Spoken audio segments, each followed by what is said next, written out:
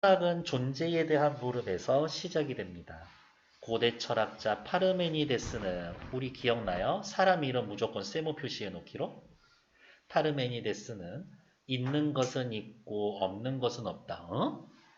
어떤 존재가 있다가 없어지고 없다가 있게 되는 일은 불가능하며 존재의 생성과 변화, 소멸은 부정했다.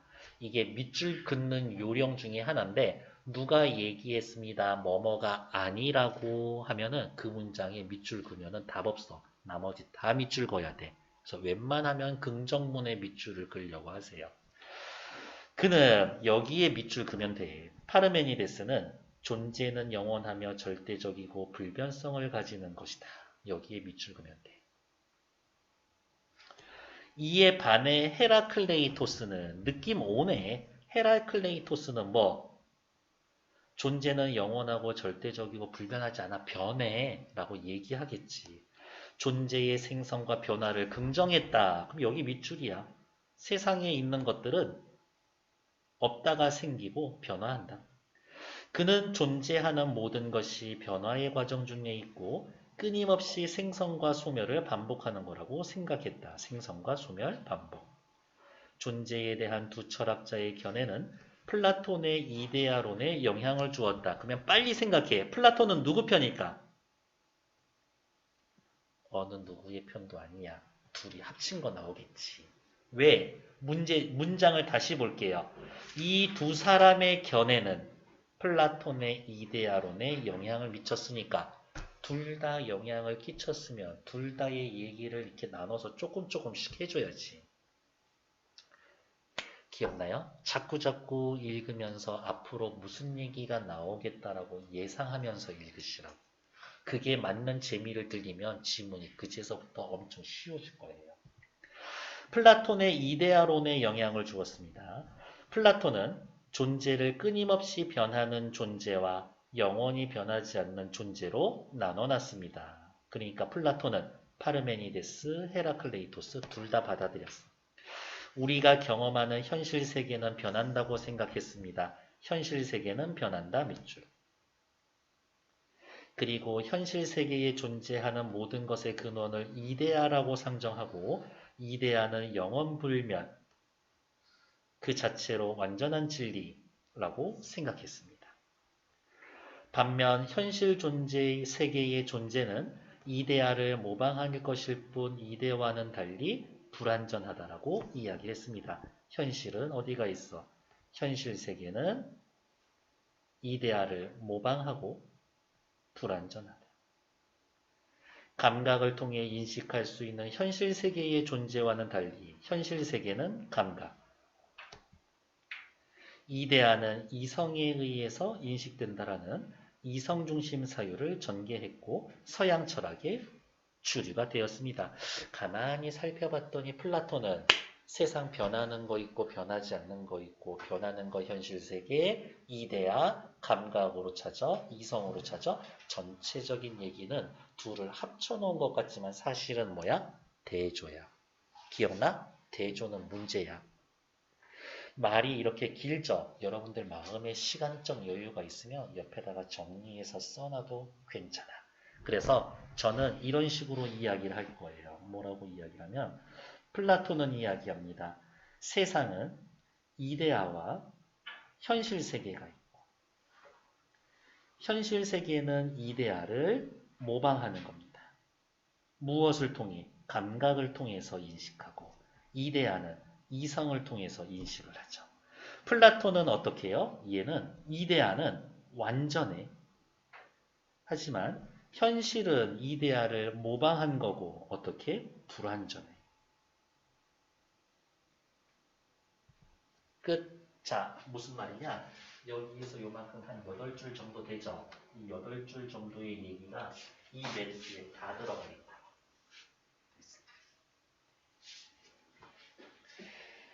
그러면 선생님 단락 나올 때마다 다 요약해요? 아니요. 대조 나오고 하나 더 분류 나오면 대조 분류가 줄을 이루고 있으면 옆에다 충분히 쓸만한 가치가 있어. 나중에 시간 확 줄여줄 거예요. 그러나 플라톤의 견해를 바탕으로 한 서양 철학의 주류적 입장은 근대의 니체에 의해서 강한 비판을 받았습니다. 니체 세모. 니체 플라톤 좋아해 싫어해? 싫어해. 그러면 둘이 서로 삿대질.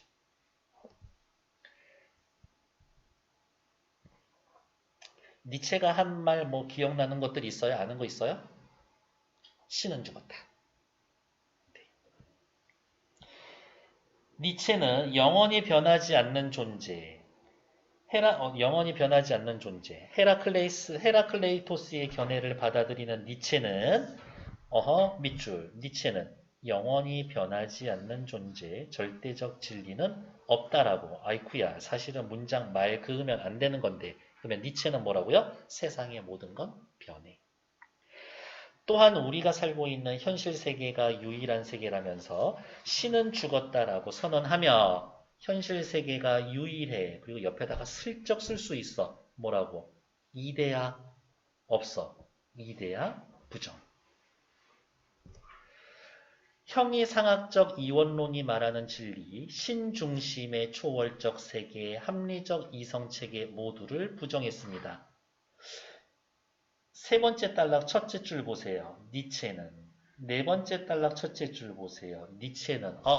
당분간 니체 얘기 나올 거죠. 파르메니데스, 그 다음에 저기 또 누구야? 헤라클레이토스 얘기 조금. 플라톤 얘기 조금. 근데 니체는 혼자서 단락 2개 이상을 먹고 있다고. 그러니까 과감하게 니체는 어디가 있어? 형이상학적 이원론 안 믿어. 신중심 안 믿어. 초월적 세계 몰라. 합리적 이성 싫어해. 과감하게 이렇게 체크해 놓으셔도 됩니다. 니체는 형이상학적 이원론이 진리를 영원불면한 것으로 고정하고 현실 너머의 이상세계와 초월적 대상을 생명의 근원으로 설정함으로써 인간의 삶을 부정하도록 만들어놨다고 봤습니다. 형이상학적 이원론이 인간의 삶을 부정하도록 만들었다. 그래서 나 싫어한다. 왜? 인간의 삶을 부정하면 인간은 허무주의에 빠지게 되니까. 나는 그 꼴은 못 보겠다. 이거지. 니체는 허무에서 벗어나기 위해서 생명의 본질을 회복해야 한다라고 말을 했다. 가만히 문장 구조를 살펴보면 허무는 문제점이고 벗어나기 위해 생명의 본질을 회복해야 한다는 해결책이에요. 자, 위로 올라와서 빨간색으로 쓸 거예요. 무조건 중요하다고 생각하고 빨간색이든 어쨌든 밑줄 그어야 될 건 뭐다? 독서 문제에서 1번 대조,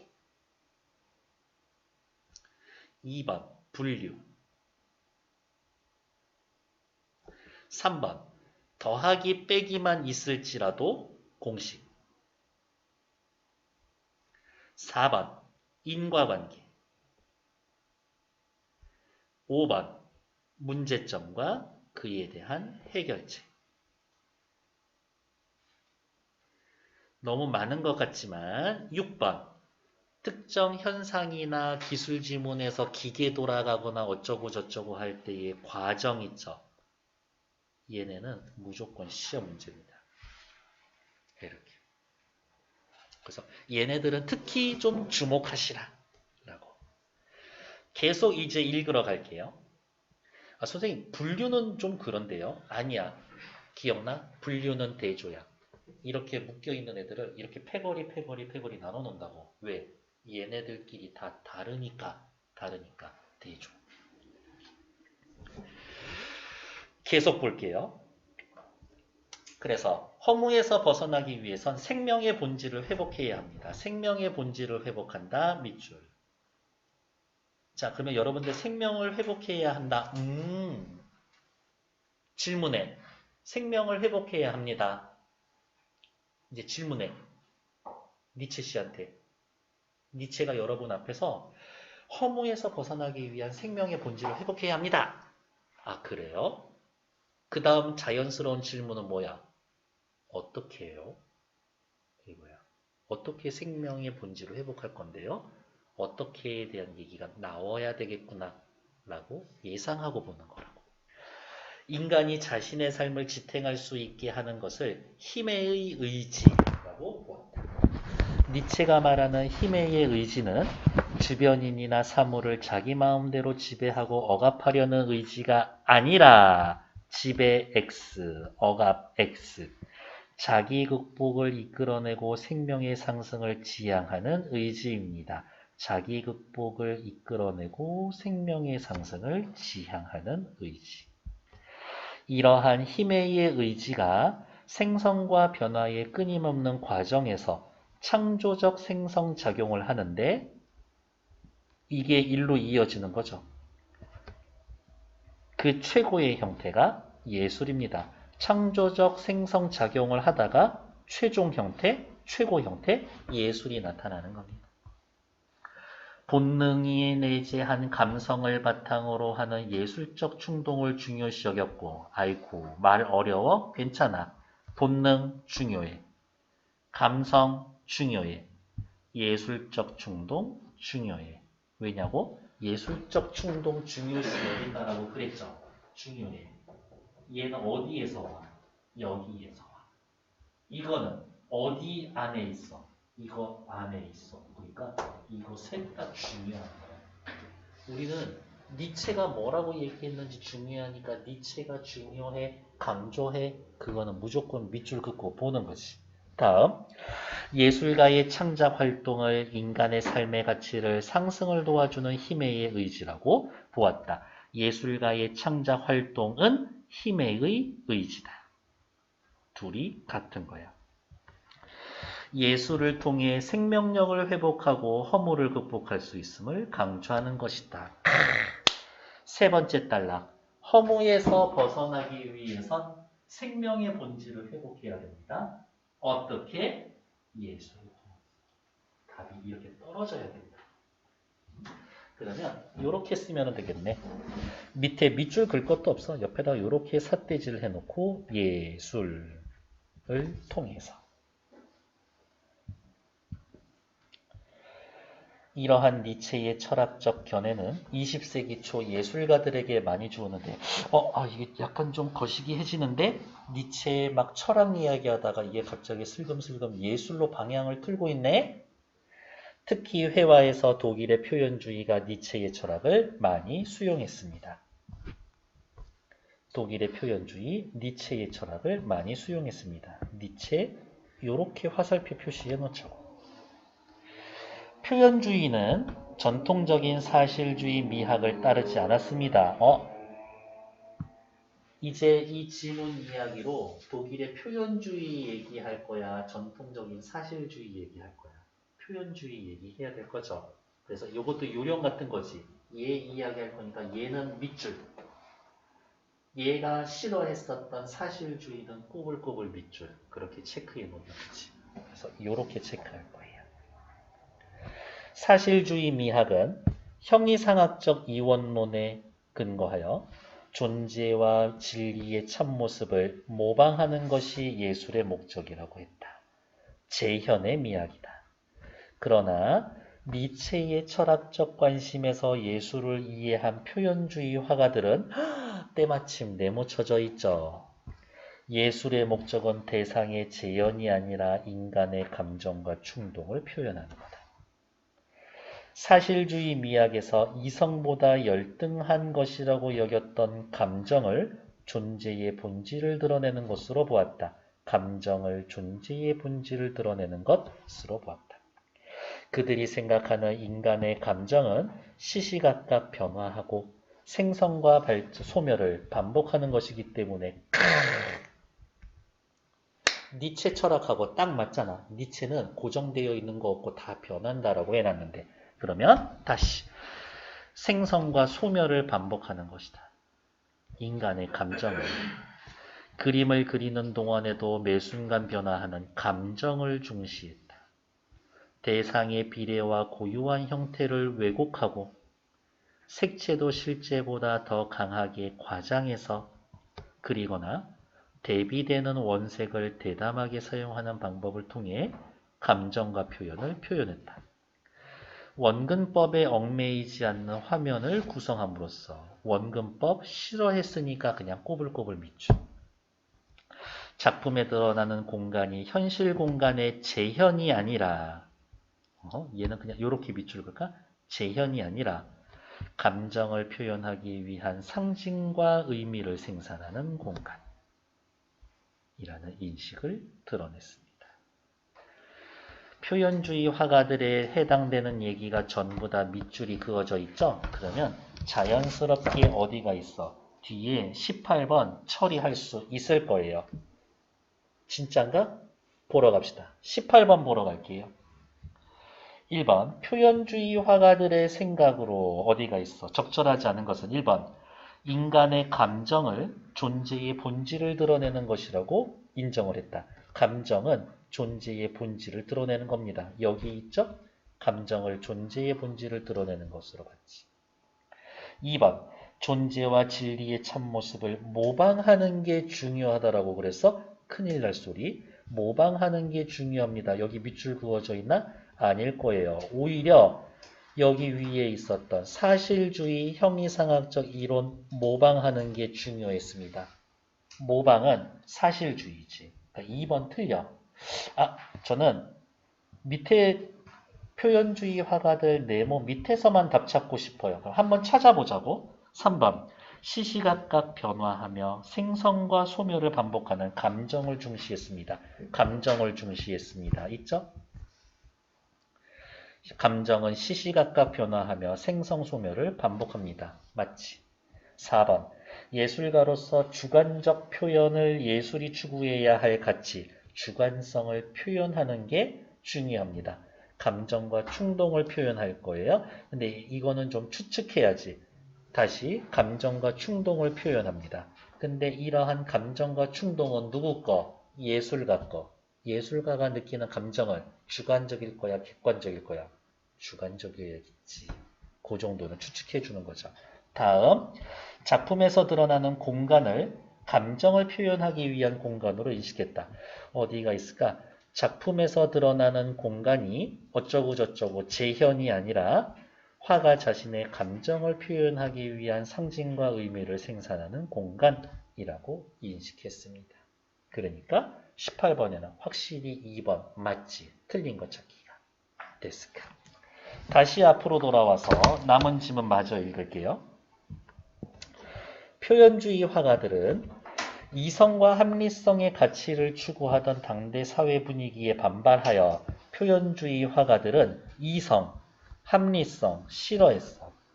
예술가의 감정적 주관적인 표현이 예술이 추구해야 할 가치로 보았다. 어머, 얘 대놓고 아까 18번에 4번 정말 확실하다고 못 박아주고 있네요. 그들은 자유로운 형태와 색채,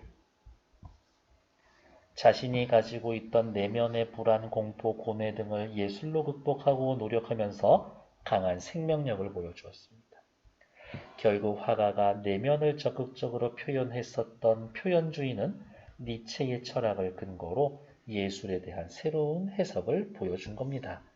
니체의 철학이 있었고 이것에 영향을 받아서 독일의 표현주의가 나타난 거고 표현주의는 화가의 내면을 표현하고 있었습니다. 괜찮나요? 이런 식으로 얘기가 흘러갈 거라고. 이렇게.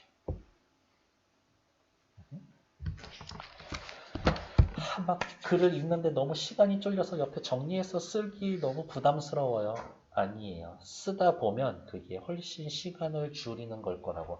니체의 표현주의에 영향을 줬고 표현주의에서 내면을 표현해 줄 겁니다. 그 정도만 쓰시면 돼요. 18번 확인할게요. 자, 문제 볼게요. 뭐라고 되어 있어요? 문제 볼게요. 뭐라고 나와 있어? 윗글에 대한 설명이죠. 어디 있을까? 뒤에 잠깐만 볼게요. 21번 볼게요. 윗글의 내용과 일치하지 않는 것은 완전 같은 문제인 것 같지? 아니야. 말이 조금 달라. 뭐냐면 16번의 문제에는 이해라는 말이 없는데 21번에는요. 윗글의 내용과 일치하지 않는 것은 일치하냐 안 하냐? 밑에다가 하나 더 쓸게요. 일치 밑에다가 이해라고 써놓으세요. 이해. 일치하냐 안 하냐 윗글에 대한 이해로 적절하지 않은 것은 이라고 되어 있으면 OX 문제. 지금 16번 윗글에 대한 설명 요거 문제는 무슨 문제냐면 내용 전개 방식 물어보는 문제. 내용 전개 방식 물어보는 문제는요. 엄청 간단해요. 풀이법은. 각 단락의 핵심어 찾아서 순서대로 써놓고 그거 순서대로 읽으면 돼. 뭐예요? 처음에 누구 얘기하고 플라톤 얘기했는데 플라톤과 반대되는 니체 얘기하고 니체의 영향을 받은 독일의 표현주의 얘기해주고 있죠. 16번에 답 몇 번?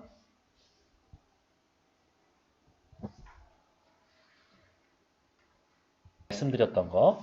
서양 철학의 주류적 입장 누구? 플라톤. 그것을 부정하는 니체. 그 사람의 철학이 예술, 표현주의에 영향을 주었습니다. 완전 5번이 답이지. 됐을까? 다음, 기억에 대한 이해로 적절한 것. 기억 누군데요? 기억. 큰일 났네. 눈이 침침해서. 찾아줄 수 있어요? 첫 번째 줄, 땡큐. 존재. 1번, 헤라클레이토스, 니체는 변한다고 생각했다. 정답. 파르메니데스, 안 변해. 플라톤, 기억이 불완전하다고? 파르메니데스는 변하지 않기 때문에 그 자체로 완전하다고 얘기했지. 플라톤은 완전한 거 있고 불완전한 거 있고 그러니까 둘 다 뭐 불완전하네 만하네 아니에요. 요 플라톤 지우면 됩니다. 플라톤 헤라클레이토스는 영원히 변하지 않는 기억이 있다고 큰일 날 소리. 헤라클레이토스는 모든 게 변한다라고 했으니까 지워. 파르메니데스는 안 변해. 헤라클레이토스와 달리 기억의 생성 긍정. 파르메니데스 쉽게 쓸까? 안 변해. 안 변하니까 새로 없던 게 생기고 있던 게 없어지고 생성 소멸 자체를 부정할 거야. 그래서 4번 틀려. 플라톤은 니체와 달리 기억, 존재의 근원을 플라톤은 존재의 근원 어디에 있다고 생각했어? 이데아에 있다고 생각했죠. 이데아는 감각이 아니라 이성을 통해서 인식할 수 있다고 봤지. 5번 틀려. 18번 아까 확인했고요. 19번 확인하러 갈게요. 여기는 컬러로 돼 있네? 그냥 그래요.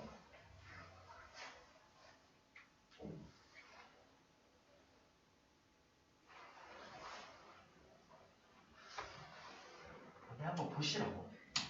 뭐 별로 있나? 내가 그린 것도 아니지만. 내가 너무 좋아하는 화가나 예술가 있어요? 음악, 미술, 무용 막 이런 걸 통틀어서? 있어요? 성현이는 있어? 그래? 나는 있는데 있는 척하면 잘난 척하기는 그럴 것 같아서 저도 없다고 할래요. 거짓말이에요. 저는 있어요. 독일의 표현주의 화가인 키르히너의 해바라기와 여인의 얼굴은 창가에 놓인 해바라기 꽃병과 여인의 모습을 그렸습니다. 표현주의 화가 화가의 내면을 잘 표현했다. 해바라기 노란색, 꽃병 녹색, 배경 주황색의 화려한 원색. 맞아. 표현주의 화려한 원색 쓰고 대조되는 색깔 쓴다 그랬어. 해바라기 여인은 슬프고 우울해 보입니다. 활짝 핀 해바라기에 윤곽선, 빨갛고 두터운 선, 색채 대비를 이루고 있습니다. 여인보다 뒤에 있는 해바라기 꽃병이 더 크게 그려진 화면 구성을 보여주고 있습니다. 니체의 사상과 연결해서 1번 여인을 슬프고 우울하게 보인 것으로 그렸다. 인간은 결코 허물을 극복할 수 없다? 아니요. 니체는 얘기했어요. 형이상학적 이원론 때문에 인간이 허무해지는데 예술을 통해서 극복할 수 있다. 라고 그랬어. 1번 탈락. 해바라기를 강조한 화면 구성원을 보니 현실 너머의 이상세계가 생명의 근원이다라고 이야기한 건 플라톤 아닌가? 2번 탈락. 해바라기의 노란색, 빨간색 대비한 걸 봤더니 초월적 세계를 재현한 게 아니라 초월적 세계를 재현한 것이 현실 세계? 그 말은 초월적 세계 따로 있고 현실 세계 따로 있단 얘긴데 그것도 역시 플라톤 얘긴데